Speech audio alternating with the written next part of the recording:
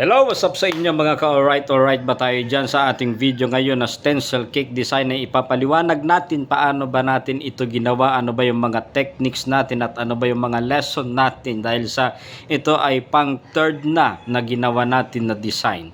At dyan sa video nakikita ninyo, ang ginawa natin dyan sa gamit natin ay Whip It Classic ng Bakersfield 1 kilo.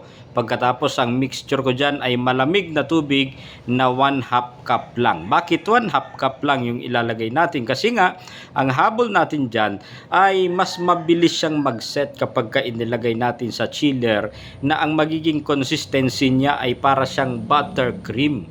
Para kapag ka nag-frosting na tayo, kapag ka naglagay na tayo mamaya ng ating pinaka-stencil na design, ay mas mabilis siya at hindi siya sasama yung pinaka-design ng stencil.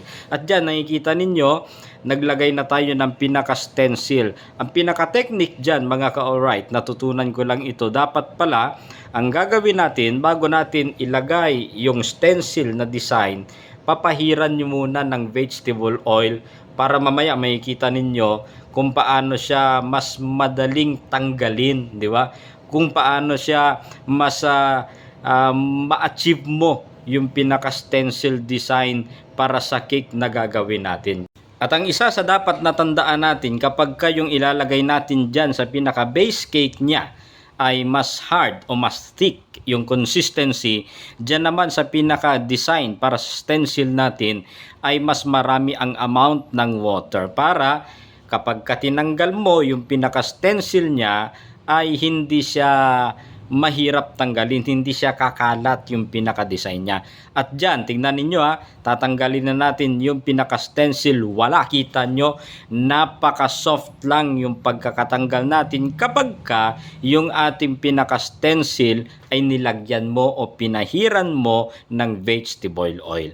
At dyan sa pinaka-second na naman, ididikit mo naman dun sa pinakadulo nung pinag-stencilan mo yung stencil natin at dyan pinabilis na natin mga ka-alright para mas makita ninyo. At pagka hinagod mo naman, wag mong hagudin ng talagang sobra. Dapat ay napaka-soft lang. Dapat ay napakagaan lang ng kamay mo kapag maglalagay ka. At ayan tinanggal natin, kita ninyo.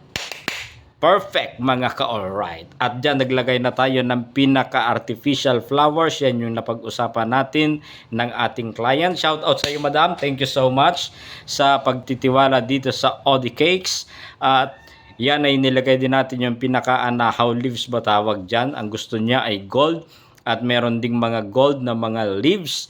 Yan ay artificial lang pero hinugasan natin yan. Di ba? Tapos ay naghugas muna tayo ng kamay.